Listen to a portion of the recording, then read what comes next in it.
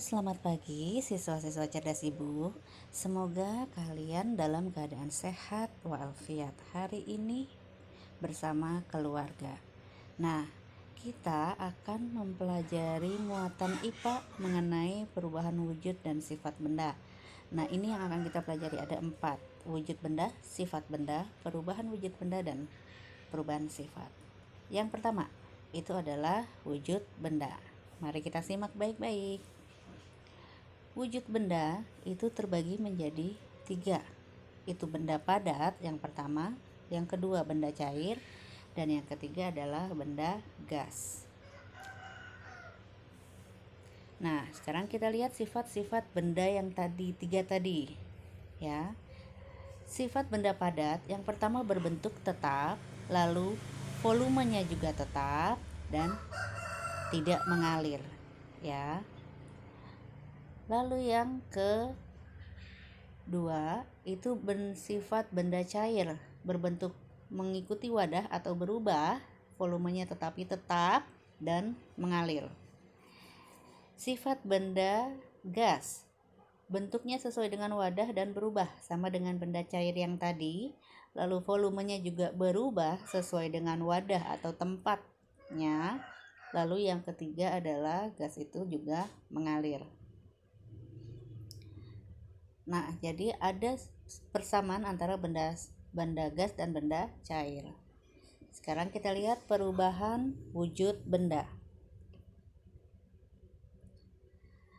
Perubahan wujud benda di sini kita lihat sudah ada benda padat, cair, dan gas. Ini yang pertama adalah menyerap kalor, ya. Menyerap kalor itu dari padat ke cair itu namanya mencair. Jadi misalnya es kena air panas atau kena panas, didiamkan di ruangan terbuka, dia akan mencair, namanya mencair menjadi air. Lalu dari cair ke gas itu namanya menguap. Air saat dipanaskan lalu ada uap airnya, itu namanya gas, ya kan. Lalu dari padat berubah menjadi gas itu disebut menyublim. Padat berubah menjadi gas disebut menyublim. Nah, sekarang tanda panah yang biru itu melepas kalor, ya. Melepas kalor kita lihat. Oke, dari gas berubah menjadi bentuk padat itu namanya mengkristal. Jadi melepas panasnya dari gas ke padat namanya mengkristal. Lalu dari cair ke benda padat, nah ini namanya membeku. Lalu dari benda gas ke benda cair itu namanya mengembun. Nah, jadi ada perbedaan antara menyerap atau mendapatkan panas dan melepas panas atau melepas kalor. Jadi diperhatikan baik-baik perbedaannya. Sekarang kita menuju ke contohnya. Contoh mencair, di sini Ibu buat contohnya 3. Oke. Yang pertama itu contohnya adalah batu es menjadi air saat didiamkan di suhu ruangan terbuka atau dipanaskan. Jadi menjadi air, baik air dingin ataupun malah air panas jika dimasakkan. Lalu yang kedua itu lilin dibakar akan meleleh. Kena api, sumbunya, lilinnya akan meleleh. Lelehannya itu yang mencair. Yang ketiga, margarin dipanaskan untuk menjadi minyak. Sekarang kita contoh ke membeku. Ada 3 contoh di sini. Yang pertama, air didinginkan di dalam freezer akan menjadi batu es. Jadi dia membeku jadi benda padat. Lalu lelehan lilin tadi yang sudah kena panas lalu meleleh mencair didiamkan dalam suhu ruangan, dia akan membeku kembali, membeku atau membentuk lilin lagi dan bisa diberi sumbu. Lalu yang ketiga, saat mama masak agar-agar itu kan awalnya cair. Ketika agar-agar itu didiamkan di dalam suhu ruangan atau dimasukkan ke dalam kulkas, maka dia akan membeku. Saat membeku, agar-agar bisa kita makan. Nah, sekarang kita ke contoh menguap. Oke, 3 contoh di sini. Saat air jika dipanaskan akan berubah menjadi uap. Jadi uap air ya. Kamu pasti sering melihat ini di dapur. Lalu yang kedua, bensin yang dibiarkan di udara terbuka tidak ditutup, maka dia lama-kelamaan akan habis. Karena apa? Karena dia akan menguap, berubah menjadi gas. Sama dengan alkohol.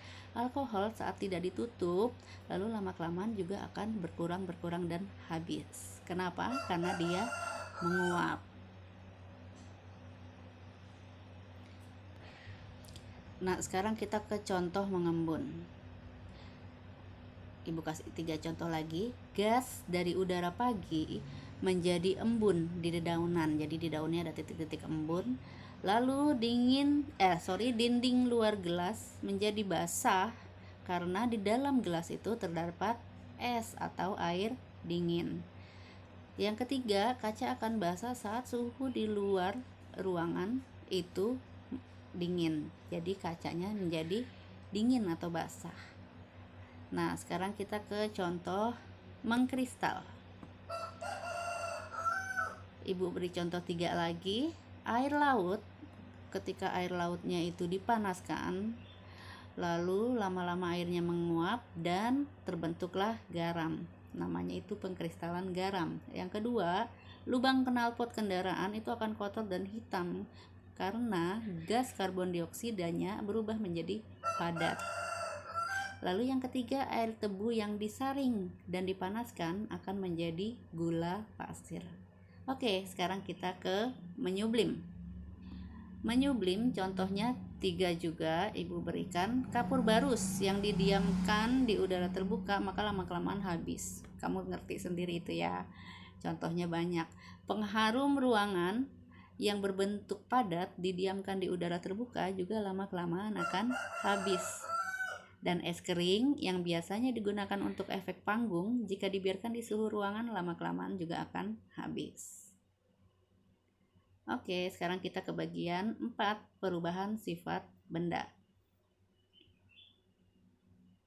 Faktor yang mempengaruhi perubahan sifat benda itu ada 7.